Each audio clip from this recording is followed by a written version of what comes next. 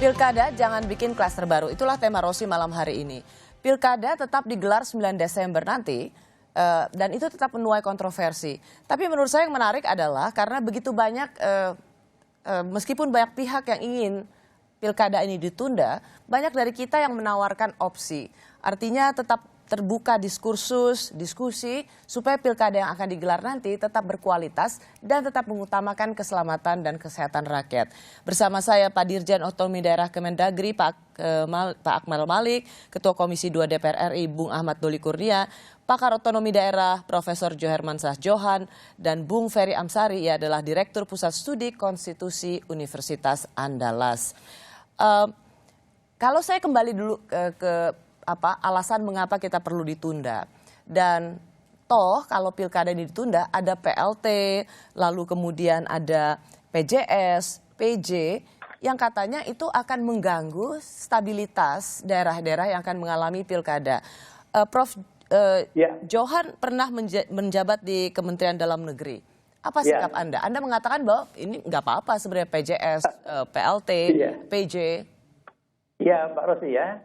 Sekarang terbukti sebetulnya pemerintah kan sudah mengangkat PJS ya, pejabat kepala daerah sementara di 138 karena kepala daerah yang jadi petahana kan maju sehingga dia harus cuti di luar tanggungan negara. Nah 138 itu satu bukti bahwa dalam keadaan COVID pun para PJS yang kita turunkan itu, saya yakin karena kan mereka dari ASN yang memenuhi syarat ya, makanya udah tinggi, pengalaman dan jam terbangnya juga cukup banyak. Nah nanti pun kalau misalnya pilihannya adalah penundaan pilkada, ya mudah-mudahan ini nanti akan sampai evaluasinya kawan-kawan di DPR bersama KPU dan pemerintah ke penundaan.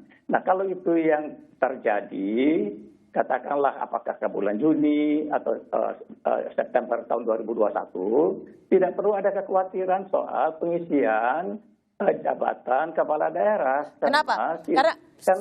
Karena kita punya mekanisme yang mengaturnya selama ini. Sudah bertahun-tahun pemerintah punya mekanisme namanya pengangkatan pejabat PJ, malah lebih kuat dari PJS.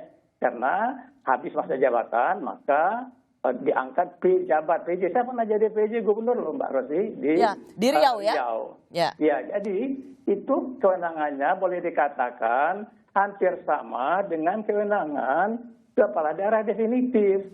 Dia boleh menetapkan perda, perkada, walaupun mungkin nanti harus ada izin Mendagri, menetapkan APBD, APBD Induk, APBD perubahan, bahkan juga bisa menjadi ketua Satgas COVID ya. Jadi kalau telah ada COVID, dia juga tetap menjadi ketua Satgasnya. Dan dengan demikian, tugas-tugas pelayanan publik, mengurus akan terganggu. Masyarakat, tidak akan berhenti. Roda pemerintah bisa berjalan. Tidak ada kekhawatiran sebetulnya. Tapi bagaimana dengan gini, Prof? Para pejabat sementara PJS, PLT, PJ di daerah-daerah yang diselenggarakan pilkada karena KD hanya cuti di luar tanggungan negara, kepala daerahnya maksudnya cuti di luar tanggungan negara dapat menerbitkan kebijakan strategis. Betul kata Prof. Johan. Tapi begini, Prof. Tapi kewenangannya terbatas sesuai dengan Permendagri 74 tahun 2016 tentang cuti di luar tanggungan negara, terutama bila kebijakan strategis itu berimplikasi pengeluaran anggaran atau APBD. Padahal sekarang justru soal konsumsi itu, serapan itu yang jadi PR kita bersama. Mbak Rosi, saya pegang ini Permendagri 74 2016 Jungto, Permendagri nomor 1 tahun 2018. Ini mengatur kewenangan yang tadi saya bilang, kewenangannya tetap kuat ya, dia bisa menetapkan perda, perkada, dia bisa menetapkan APBD, dia bahkan bisa mutasi pegawai tentu dengan izin Mendagri ya. Jadi kewenangannya persis ya kalau saya bisa katakan dengan kepala daerah dan ini tidak betul itu bahwa dia tidak mempunyai kewenangan yang kuat. Yang ada hanya legitimasinya memang rendah karena dia bukan dipilih oleh rakyat. Tapi itu hanya soal legitimasi ya, bukan soal kualitas keputusan. Kalau kewenangannya kuat. Nah, saya pernah merasakan menjadi PJ Gubernur Riau, penjabat ya. Ya, saya juga ingin mendengar dari Pak Dirjen Otda Kementerian Dalam Negeri, mengapa bahwa sering kita mendengar bahwa kalau 270, 220 incumbent yang akan maju, maka PLT itu akan mengganggu kesinambungan kerja bersama nasional dan daerah dalam penanganan COVID ini. Baru sih, saya mau klarifikasi sedikit dulu pernyataannya Prof. Jo. Konteks Prof. Jo Permendagri 74 yang kemudian terakhir menjadi Permendagri 1 2018, itu konteksnya adalah sebagai amanat pasal 70 Undang nomor 10 2016. Ketika petahana kedua-duanya maju, kemudian mereka harus menunjuk PJS. Itu konteksnya berbeda. Kami dari awal katakan tadi, bahwasanya kita sekarang ini berada pada posisi yang krisis. Kita membutuhkan pemimpin-pemimpin yang memiliki legitimasi untuk memerangi krisis ini. Gitu. Kalau sedikit-sedikit kemudian minta izin ke Jakarta, konteks yang Prof. Jo katakan tadi menurut kami kurang tepat. Karena itu adalah konteks kampanye, Mbak Rusi. Pak Akmal, di mana bedanya Pak Akmal? Beda sekali. Ada jenis 4 acting itu kalau Prof. Jo katakan. Satu namanya PJ, PJS, PLT, PLH. Ya. Kalau PJS itu adalah konteksnya pasal 70. Ketika kedua-duanya maju, majulah PJS selama 7 hari. 71 hari loh jadi kepala daerah. PJ itu pasalnya 201 ayat 5, Undang-Undang 10 2016. Ketika kedua-duanya habis masa jabatannya, adalah PJ. PLT itu adalah wakil kepala daerah, apabila kepala daerahnya kosong, majulah wakil sebagai PLT. PLH itu pasti adalah sekda. Jadi konteksnya berbeda seperti yang Prof. Jo katakan tadi. Jadi kami katakan kita berada dalam kondisi krisis. Kita membutuhkan kepala daerah yang memiliki legitimasi. Kami ingin men-challenge pilkada berkualitas yang dikatakan oleh Prof. Jo tadi. Apa makna kualitas yang kita inginkan? Terpilihnya pemimpin yang mampu, ya, terpilihnya pemimpin yang mampu menyelesaikan masalah. Cuma saya garis bawahi Pak Dirjen. Masyarakat, kita ajar untuk memilih pemimpin yang mampu membawa mereka untuk menyelesaikan krisis ini. Inilah kualitas. Kalau kita bicara soal kualitas itu bukan persoalannya rame-ramenya, dangdutannya, bukan itu kualitas. Ya. Kualitas adalah mendidik masyarakat agar mereka bisa memilih pemimpin yang bisa membawa mereka untuk keluar dari krisis ini. Itulah kualitas pilkada. Itu outputnya Pak Dirjen. Tapi begini, bagaimana dengan argumentasi bahwa PLH, PLT, PJ itu sebenarnya punya kekuasaan yang juga tidak perlu diragukan. Itu tadi yang menjadi ininya Prof. Johan. Mereka cuma memiliki legitimasi administratif, tidak legitimasi politik. Sementara ketika dia berkoordinasi dengan DPRD, itu persoalan. Itu persoalan. Oh, itu saya keberatan itu Mbak Rosi. Nggak benar itu Dirjen Oda itu Mbak Rosi. Itu salah dia, Mbak Rosi. Silakan Prof. Johan. PJ itu kalau kepala daerah dan wakil kepala daerah berhalangan tetap karena habis masa jabatan, PJ menjalankan, memimpin penyelenggaraan pemerintahan daerah. Itu bunyinya. Ya kan? Dan dengan demikian dia bisa membuat apa saja. Ya. Nah, termasuk menetapkan APBD, memutasi pegawai. Apanya yang harus konsultasi segala macam. Ya kan? Jadi itu cuma dalih-dalih saja supaya pilkada tetap di bulan Desember. Saya kira itu cara pandang yang salah. Saya pernah menjadi PJ menggunakan Undang-Undang Nomor 16 tahun nomor 10 tahun 2016 ya, dan undang-undang sebelumnya. Yang saya tukang bikin undang-undang pilkadanya. Begitu Mbak Rosi. Baik, Pak Akmal Malik, Pak Dirjen. Ya. Jadi bagaimana cara pandang undang-undang yang berbeda? Padahal ini kan sesungguhnya harusnya beranjak dari acuan hukum yang sama. Mbak Rosi, tadi kan dikatakan Permendagri 74. Saya cuma klarifikasi, Permendagri 74 itu mengatur tentang PJS, bukan tentang PJ. Ini aja meluruskan itu saja. Gitu. Saya ikut. Kalau PJ itu diaturnya di 201 Undang-Undang 10 2016. Benar yang Prof. Jo katakan tadi, kewenangannya benar. Baik. Tapi konteks yang disampaikan oleh beliau adalah Permendagri 74, itu konteksnya adalah PJS. Tapi kita Mbak Rosi, nanti kalau misalnya pilkadanya ke 2021, yang kita angkat adalah PJ, bukan PJS. Ya, karena masa jabatannya habis. Jadi dia powerful, dia kuat, can do anything. Nah, jadi itu makanya saya curiga pemerintah ini mengada-ada, ya kan, bersama DPR tentunya. Jadi kalau gitu saya mau klarifikasi, kena disebut sama DPR, mau klarifikasi saya, Pak. Silakan Bung Doli. Silakan. Nah, justru yang ngada-ngada itu Prof ini menurut saya. Ya kan? Jadi kalau tadi kadang ada alasan pemerintah mengatakan mau tidak ditunda, ini ngada-ngada untuk ditunda. Pertanyaannya, kapan kita bisa menyepakati tundanya 2021? Apa alasannya 2021? Kenapa nggak 2022, kenapa 2023? Ukurannya apa? Mbak Rosi, saya ingin jawab. Satu, ya. Yang kedua, tentu berbeda antara kepala daerah yang definitif dengan yang ditunjuk atau yang di-appointed, ya. Nah, kalau yang sekarang PJS ini kan ada batas waktunya. Gini. Sorry Bung Doli, saya rasa gini, karena bapak-bapak ini kan adalah ahli hukum. Sebenarnya buat publik kan nggak terlalu ngerti juga ya, mau PJS kek, PLT kek, PJ kek, mereka itu terminologi posisi yang nggak. Intinya gini, bisa nggak pejabat sementara atau mereka yang bertugas sebagai acting kepala daerah waktu itu mengeluarkan kebijakan-kebijakan strategis yang dibutuhkan sebagai sinergitas pemerintah pusat dalam menanggulangi COVID? Kan itu sebenarnya. Bisa, tapi terbatas.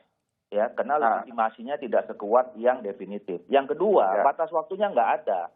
Kalau sekarang kan mereka ditunjuk selama 71 hari kampanye.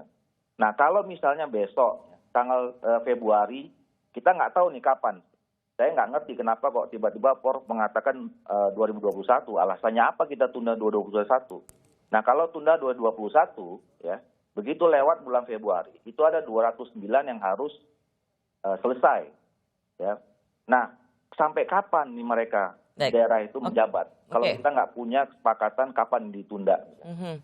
Nah, tentu itu berbeda situasinya. Apalagi sekarang harus menghadapi situasi COVID yang pasti dampaknya di tahun 2021 itu ekonomi, sosial itu makin besar. Bung Doli mengatakan bahwa kita nggak tahu sampai kapan, karena ini juga akan mempengaruhi siapa acting pejabat atau siapa yang akan menggantikan pejabat yang saat itu akan berkampanye. Saya mau dengar Bung Ferry. Ya, Mbak, saya ingin jawab satu persatu perdebatan ini. Pertama soal PJ. PJ dalam konsep hukum tata negara, hukum administrasi negara, dan itu sudah didalilkan di dalam Undang-Undang Pemerintahan Daerah dan turunannya adalah pejabat yang diperuntukkan jika kepala daerah berhalangan tetap. Kalau sampai Desember nanti, masuklah kondisi di mana kepala daerah berhalangan tetap. Berdasarkan konsep konstitusional, hukum tata negara itu, hukum pemerintahan daerah, maka PJ adalah suatu kondisi yang wajar jika memang ada kondisi yang berhalangan tetap. Saya kasih contoh. Misalnya kasus di Makassar. Ketika satu orang melawan kotak kosong, lalu kemudian dia kalah, lalu dibentuk PJ. Jadi PJ sesuatu yang wajar dan biasa-biasa saja. Jadi diakui secara konstitusional. Kenapa dianggap bahwa itu menjadi beban. Dan itu bisa mengeluarkan keputusan-keputusan strategis termasuk APBD? Iya, jadi begini Mbak, ada batasan yang kemudian batasan itu bisa diatur kembali di dalam SK pengangkatan. Itu ada tradisi itu, Pak Jo itu isi SK dia menjadi PJ Gubernur Riau pada titik tertentu berbeda dengan SK PJ gubernur yang lain berdasarkan problematika yang dihadapi di daerah. Jadi tidak selalu harus izin. Jadi kondisi itu sebenarnya sudah selesai secara bangunan konstitusional kita. Nah, soal penundaan, kenapa 2021? Karena itu yang paling dekat. Kan kita disuruh optimis tadi, begitu ya. Karena menurut pasal 201 Perpu yang sudah jadi undang-undang itu, kita berhak kok menunda lagi pilkada sepanjang teman-teman di DPR, teman-teman pemerintahan, dan penyelenggara pemilu dalam hal ini KPU, sepakat untuk menunda kembali. Ya, tapi tadi kalau dari Pak Dirjen kan ada melihat segala sesuatu dari dasar hukumnya. Tidak mungkin mengeluarkan keputusan kalau nggak ada dasar hukumnya. Saya ingin dengar. Ya, di dalam undang-undang itu disebut, Pak Dirjen hanya tidak menyampaikan saja bahwa bisa kok berkali-kali dilakukan penundaan ini. Pak Dirjen? Halo? Kami sudah sampaikan Mbak Rosi, seperti Pak Doli sampaikan, walaupun norma itu ada di dalam undang-undang, tetapi pemerintah dan DPR tidak pernah berpikir. Karena kita sudah menyiapkan segala sesuatu dengan sangat cermat. Kami katakan kita sudah menunda. Mulai dari tanggal 23. Kita berpikir ya gawat Pak Dirjen. Ya kita berpikir bahwasanya ini sudah dilakukan dengan sistematis. Kita katakan sekali lagi, Mas Ferry, daripada kita larut di perdebatan PJ dan PJS tadi, kami katakan sekali lagi, pemerintah optimis. Kita ingin menjadikan pilkada ini sebagai instrumen untuk memerangi krisis sekarang. Tidak cuma persoalan demokrasi semata, Mas Ferry. Bukan persoalan demokrasi semata. Ini persoalan juga persoalan kesehatan, persoalan ekonomi yang juga harus kita pikirkan. Kalau berpikir demokrasi saja, itu mungkin benar. Saya tidak akan salahkan. Tapi mari berpikir ini krisis multidimensi. Butuh multi perspektif. Butuh cara pandang yang banyak terhadap persoalan ini. Kalau berpikir dari sisi demokrasi saja, saya tidak akan tolak. Benar itu adanya. Tetapi sekali lagi, ini adalah krisis multidimensi. Kita harus belajar berdemokrasi dalam kondisi krisis multidimensi. Ini fakta. Pertanyaan yang saya ingin ajukan pada Pak Akmal Malik adalah karena begini, yang ada NU, Muhammadiyah, tokoh-tokoh, oke, katakanlah teman-teman aktivis pro demokrasi itu memang menyerukan untuk tunda, tapi juga ada suara-suara dari organisasi Muslim terbesar, juga dari Wakil Presiden Pak Yusuf Kalla, yang jangan abaikan suara rakyat. Mengapa ini seperti berjarak dengan apa yang dilakukan oleh pemerintah? Kita sangat menghormati suara-suara seperti itu sebagai bentuk kecintaannya kepada rakyat. Sebagai bentuk perhatiannya terhadap pemerintah. Justru dengan adanya seruan-seruan dari ormas dan berbagai pihak, ini menjadikan kita untuk lebih ketat lagi bekerja. Menjadikan kita lebih hati-hati. Bahwasanya pilkadanya harus dibangun, di mana keselamatan rakyat adalah di atas segala-galanya. Tetapi kita juga harus selesaikan persoalan-persoalan lain. Persoalan ekonomi, demokrasi, persoalan kesehatan, yang tidak bisa dilakukan pendekatan secara parsial. Sekali lagi kita sangat-sangat menghormati itu bukti kecintaan dari ormas-ormas terhadap rakyat. Dan juga kecintaannya terhadap pemerintahan ini. Demikian Mbak Rosti. Sebelum saya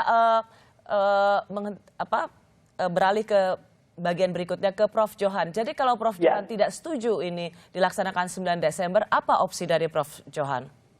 Nah begini Mbak Rosia, sebetulnya ada jalan tengah kalau kita memang menganggap keselamatan rakyat itu nomor satu, yaitu Pilkada 9 Desember 2020 ini diselenggarakan saja secara tidak langsung lewat pemilihan DPRD.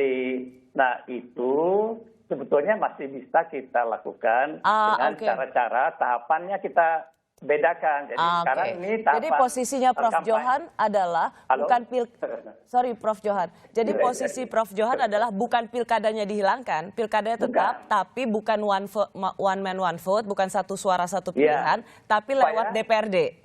Supaya rakyat tadi yang banyak itu bisa terhindar dari klaster baru COVID. Juga ada klaster baru namanya klaster golput sekarang Mbak Rosi. Lagi ramai juga beredar. Setelah ini yang jawab Agus Ferry itu. Jadi itulah yang kita harus atasi. Saya protes keras dengan pernyataan Prof. Jo. Ini bukanlah momen untuk mencuri kewenangan atau kedaulatan rakyat. Ya, nggak apa-apa dong, Bung Ferry. Kan saya nanya. Tetap di tangan jalan tengah. Dan proses demokrasi itu dilangsungkan secara langsung. Iya. Itu azas-azasnya. Nggak apa-apa. Bung Ferry, tadi kan saya tanya sama Prof. Johan. Jadi kalau mau ditunda, apa posisinya Prof. Johan? Prof. Johan mengatakan ini loh opsi dari saya.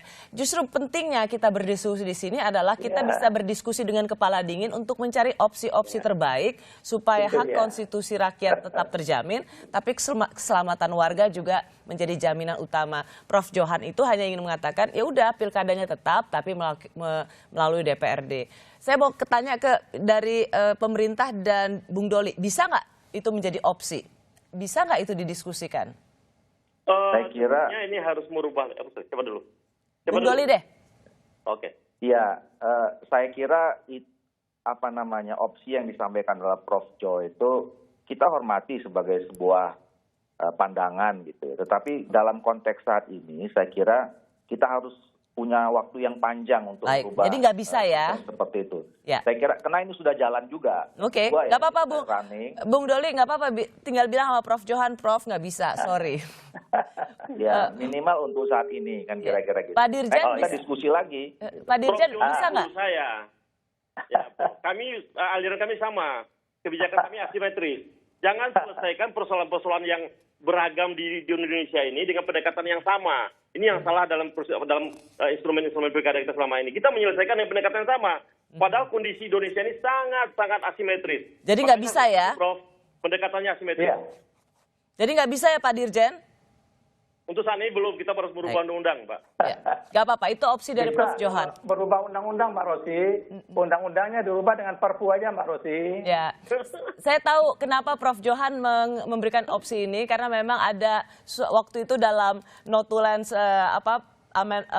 pembuatan undang-undang itu memang bagaimana kalau pilkada itu juga melalui DPRD, tetapi kemudian nunggu dulu presiden. Jadi memang ada notulensi itu dalam pembuatan undang-undang soal pilkada. Mbak Rosi.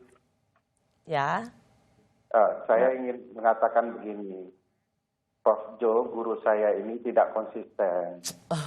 Kalau ingin menyelamatkan proses demokrasi yang menjauhkan publik dari ancaman bahaya kesehatan, mestinya juga pemilu kada tidak boleh dilaksanakan oleh DPRD. Ya udah, tadi kan udah dibilang Bung Ferry, pemerintah dan DPR mengatakan nggak bisa. Ya udah nggak apa-apa. Prof Johan kan hanya ingin mengatakan opsinya.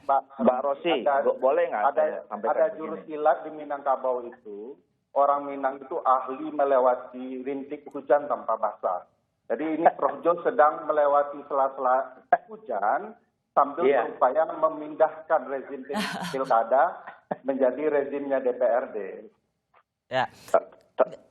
Saya boleh nggak Mbak Rosi? Siapa? Ini siapa?